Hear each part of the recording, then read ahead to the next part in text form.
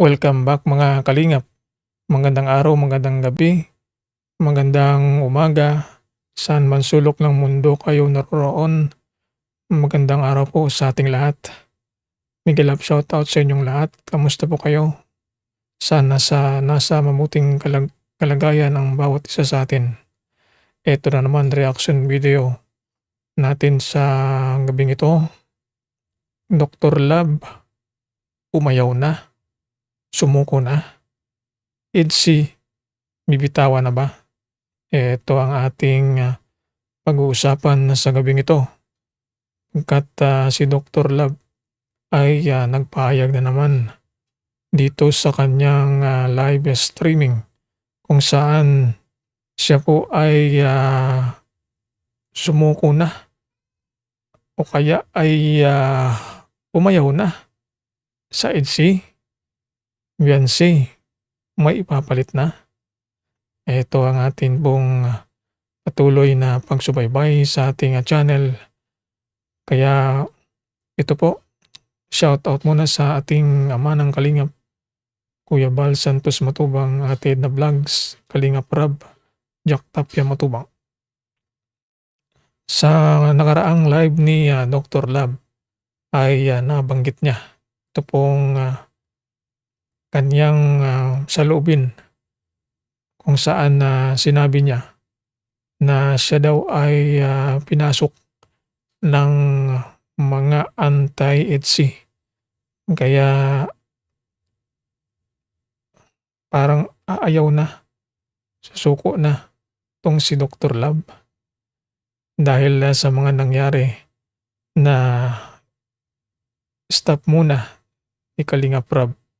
Tong EDSI, tong si Dr. Love ay tinaas ang kamay at sinabing ayaw niya na.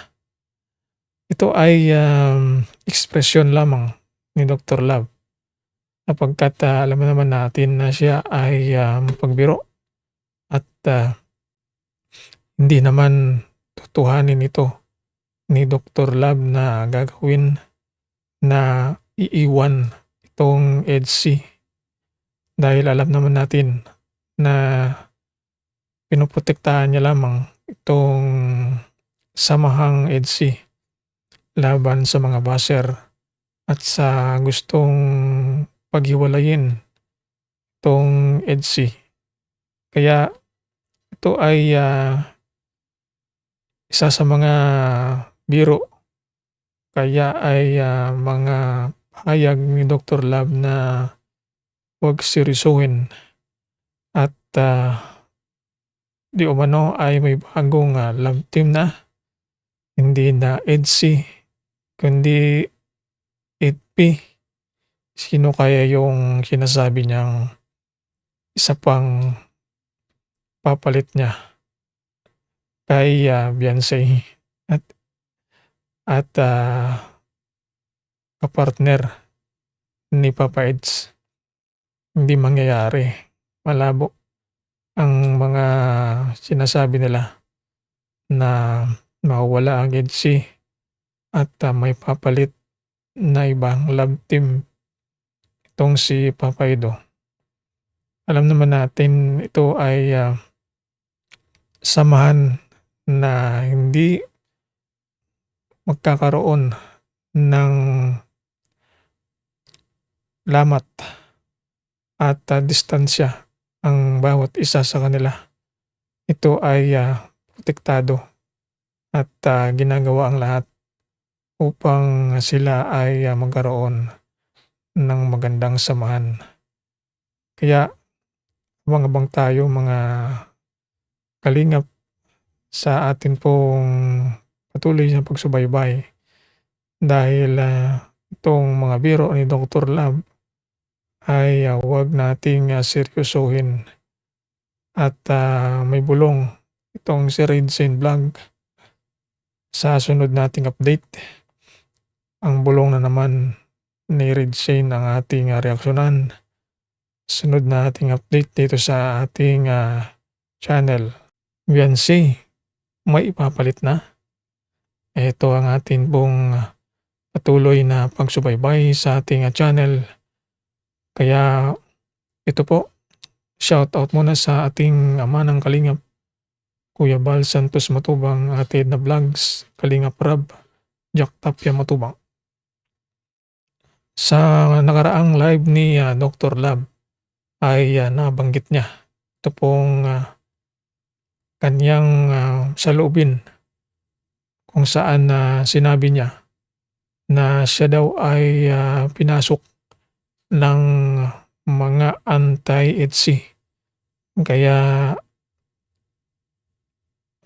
parang aayaw na, susuko na tong si Dr. Lab dahil sa mga nangyari na stop muna ni Kalingap Rab. Tong EDSI, tong si Dr. Lab ay tinaas ang kamay at sinabing ayaw niya na.